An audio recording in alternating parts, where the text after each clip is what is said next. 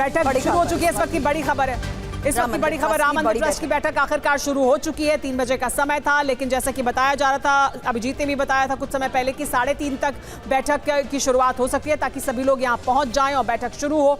तो तय समय से आधा घंटा देरी से शुरू हुई है, लेकिन अब बैठक की शुरुआत हो चुकी है। हमारे साथ कुमार कुंदन जुड़े हुए हैं। कुमार कुंदन, अब बैठक की शुरुआत हो गई, ऐसी जानकारी मिल रही है।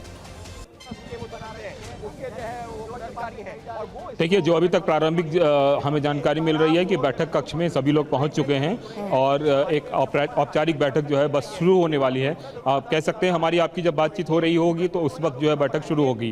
तो जो मेरी जानकारी है, अब से ठीक 2 मिनट पहले तक बैठक के जितने सदस्य थे वो सब के सब जो है बैठक कक्ष में पहुँच गए थे और वेबकैम से जो लोग जुड़ने वाले थे वो लोग भी वेबकैम से जुड़ चुके थे। तो निश्चित रूप से अब 3:30 का वक्त जो है वो बैठक के शुरू होने का था और अब वो उसकी शुरुआत हो गई है। अब देखना है कि कितनी देर चलती है। आमतौर पर इनकी बैठक कम से कम 2 घंटे चलती है, तो उम्मीद की जाती है कि 5 साढ़े 5 बजे तक ये बैठक चलेगी और उसके बाद ही कुछ निकलकर सामने आए कि क्या स्थिति बनी, क्या स्थिति नहीं। सुमैरा, बिल्कुल। चलिए, इस स्टूडियो में भी जो आरोप लगाए जा रहे थे, लेकिन इस वक्त एक बड़ी खबर यही आ रही है, राम मंदिर ट्रस्ट की इस बैठक की शुरुआत हो चुकी है और इस वक्त खबर है गोविंद देवगिरी ने बैठक में एजेंडा भी रखा है और इस बैठक में एजेंडे के तहत आज सबसे बड़ा फैसला होना है इस्तीफे पर और महंत नृत्य गोपाल दास की अध्यक्षता में बैठक की शुरुआत हो चुकी है। फिलहाल राम मंदिर ट्रस्ट की इस बैठक को लेकर इस वक्त लगातार अपडेट आ रहे हैं। गोविंद देवगिरी ने बैठक का एजेंडा रखा है, साथ ही बैठक में संजय प्रसाद भी जुड़े हैं। हमारे सहयोगी लगातार हमें बता रहे थे कि वीडियो कॉन्फ्रेंसिंग के जरिए भी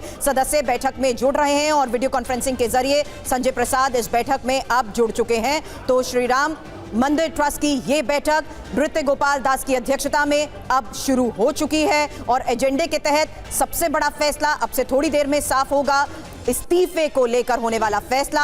वहीं वीडियो कॉन्फ्रेंसिंग के जरिए संजय प्रसाद भी इस वक्त बैठक में जुड़ चुके हैं। अपने सहयोगियों से सवाल करूं उससे पहले एक बार फिर से रुक करना चाहूंगी, महंत सीताराम दास जी कुछ कहना चाह रहे थे, क्योंकि यहां जो आरोप प्रत्यारोप लग रहे हैं, जांच को लेकर जो सवाल उठ रहे हैं, आप एक बात यहां पर रखिए कि क्या महज इस्तीफा काफी है या इसी इस्तीफे की स्वीकृति एक सबसे बड़ा सबूत होगा कि किसी को इस मामले की इन्वेस्टिगेशन में नहीं बख्शा जा रहा?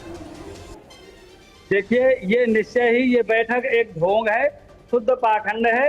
यदि चंपत राय का इस्तीफा स्वीकार करना था तो उसी दिन पहले दिन ही वीडियो कॉन्फ्रेंसिंग के जरिए मीटिंग करके उसी दिन इस्तीफा स्वीकार कर लेना चाहिए, लेकिन चूंकि चंपत राय को सबूत मिटाने का समय देना था और उसके बाद में बैठक बनाना है, ये निश्चय करना था चंपत राय को। लेकिन आज जब उसने सीईओ निश्चय, लेकिन अभी क्या हो रहा है इसके बारे में जानकारी ले लेते हैं। सीताराम जी जानकारी ले लेते हैं। हमारे जो संवाददाता हैं वो ग्राउंड जीरो पर मौजूद है, उनसे जानकारी ले लेते हैं कि दरअसल हो क्या रहा है। अभिजीत, एजेंडा सामने रख दिया गया है, सबसे अहम और सबसे पहला मुद्दा एजेंडे में जो इस्तीफा है उसको लेकर है, चंपत राय और अनिल मिश्रा के इस्तीफे को लेकर। इसके अलावा एजेंडे में और क्या क्या शामिल है? देखिए, सबसे पहले बैठक की शुरुआत में पहला एजेंडा रखा जाएगा, यानी कि महासचिव चंपत राय और ट्रस्टी अनिल मिश्रा के इस्तीफे पर बात होगी और उसके बाद उनको अपनी बात रखने का समय दिया जाएगा। उसके बाद जो दूसरा सबसे अहम एजेंडा है कि ट्रस्ट में आगे किस तरीके के सुधार किए जाएं, आगे की व्यवस्था क्या होगी ताकि इस तरीके की घटना ना दोहराने पाए, ये भी एक गंभीर विषय है और इस पर चर्चा होगी। ट्रस्ट के आगे के भविष्य पर भी इस पर निर्णय लिए जा सकते हैं, तो वो एक बड़े निर्णय होंगे। तीसरी जो सबसे महत्वपूर्ण बात है वो है एसआईटी की प्रारंभिक रिपोर्ट जो ट्रस्ट के सामने गई है, जिसके आधार पर एफआईआर भी दर्ज हुई थी और तो शिकायतकर्ता उसमें कृष्ण मोहन थे। तो जो एसआईटी से रिपोर्ट रिसीव की है, वो रिसीव करने वाले सदस्य हैं वो हैं कृष्ण मोहन। वो एसआईटी की रिपोर्ट पर चर्चा की शुरुआत करेंगे और उस पर बातचीत होगी कि एसआईटी ने अपनी फाइंडिंग्स में क्या क्या चीजें बताई हैं, क्या क्या कमियां परिसर के अंदर व्यवस्था में पाई गई। जो क्योंकि आपने कमियों की यहां पर बात की है अभिजीत, आप लगातार पिछले कई महीनों से अयोध्या में हर उस शख्स के कांटेक्ट में है, बातचीत कर रहे हैं प्रकरण को लेकर। क्या इस बैठक में आगे की व्यवस्था को देखते हुए बड़े फैसले संभव हैं? क्योंकि काउंटिंग रूम के साथ साथ सीसीटीवी निगरानी के साथ साथ चढ़ावा का जो पूरा प्रोसेस है उसमें भी क्या सदस्यों के बदलाव संभव है आज की इस बैठक के बाद?